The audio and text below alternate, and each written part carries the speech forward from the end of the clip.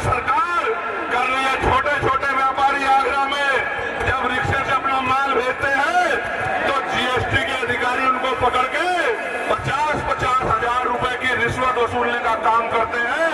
राजकाज बदलने दो, एक एक पैसे का हिसाब होगा जो गरीबों का छीनने का काम कर रहे हैं मजदूरों का। मैंने तो पत्र लिखा था सरकार को कि जीएसटी में छूट करो, और मैं कहना चाहता हूं हमारा व्यापार मंडल मजबूत है। किसी व्यापारी को दिक्कत हुआ करे तो हमारे भीम व्यापार मंडल के साथियों से मिल लिया करो, अपनी समस्या इनको बता दिया करो।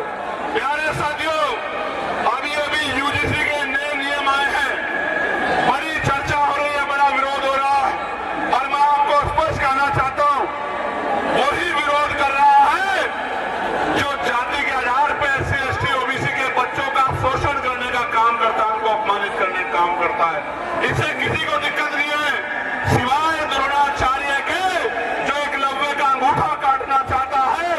उसके अलावा यूजीसी के नए नियमों से किसी को दिक्कत नहीं है।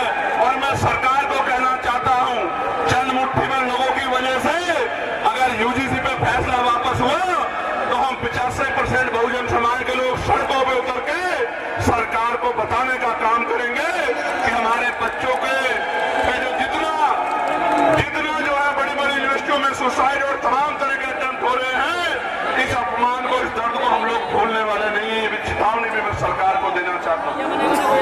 ये सरकार धर्म की बात करती है, गौरव यहाँ खड़े धर्म की बात सरकार करती है, और अभी ये अपने धर्म के शंकराचार्यों के साथ कैसा व्यवहार कर रही है आप लोग देख लो। प्रयागराज इसका बहुत बड़ा उदाहरण है, जो अपनों की नहीं हुई। हालांकि मेरा उनसे वैचारिक मतभेद है, क्योंकि वो वर्ण व्यवस्था को मानते हैं, मनुस्मृति को मानते हैं, ये उनका अधिकार है, लोकतंत्र है, आर्टिकल 25-26 है। लेकिन हम लोग संविधान को मानने वाले लोग हैं, मानवता को मानने वाले लोग हैं, भगवान बुद्ध को मानने वाले लोग हैं। हम लोग किसी के साथ भी अन्याय बर्दाश्त नहीं करते। इसलिए वैचारिक मतभेद के बाद भी मैंने कहा कि वहां गलत हुआ, जिस तरह से उनके शिष्यों की चुटियां पकड़ पकड़ के उनको खींचा गया। ये इस बात का उदाहरण है कि जब सत्ता तानाशाह हो जाती है तो पहले उसी का इलाज करती है जिसने उसको सत्ता में लाकर बिठाने का काम किया है।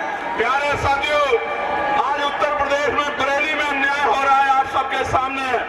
आज हाथरस में अन्याय हो रहा है, हाथरस के जख्म अभी हम भूले नहीं है।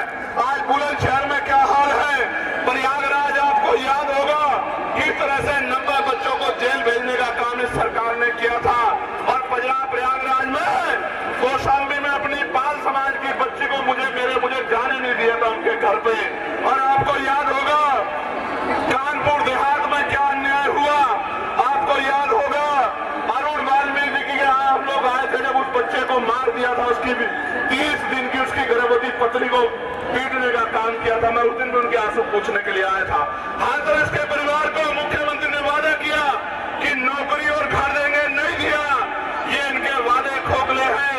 और अभी मेरठ में आपने देखा, मेरठ के कवसाड़ में एक चुनाव सांसद अपनी बहन से और अपनी मरी हुई मां से नहीं मिल पाया, पुलिस लगा के मुझे रोकने का काम किया। मैं कहना चाहता हूं मुझे तो रोक लोगे, मैं संविधान को मानता हूं, लेकिन इनको कैसे रोकोगे जब ये अपने पैरों पे खड़े हो जाएंगे? मुझे रोक लो, मैं कानून को मानता हूं, लेकिन कानून चलाने वाले हाथ जब इनके हो जाएंगे, जब इनका राज कहा जाएगा कमजोरों का, तब इन गुंडों को कैसे बचाओगे? इनके बारे में, गुंडों के बारे में सोचो। प्यारे साथियों, मैं बहुत जिम्मेदारी से आपको ये कहना चाहता हूं, इस जुल्म जाति को रोकने के लिए हमें कमर कसनी होगी, क्रांति के लिए तैयार होना पड़ेगा।